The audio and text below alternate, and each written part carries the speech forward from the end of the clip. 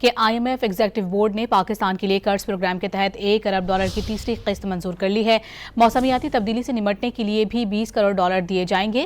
IMF نے زر مبادلہ ذخائر اور ٹیکسوں کا دائرہ کار بڑھانے، گورننس اصلاحات تیز کرنے، کاروباری ماحول بہتر بنانے اور مہنگائی کم کرنے کے لیے سخت مانیٹری پالیسی پر زور دیا۔ IMF کے اعلامیے میں کیا کہا گیا ہے، جانیں گے ہم اس رپورٹ میں۔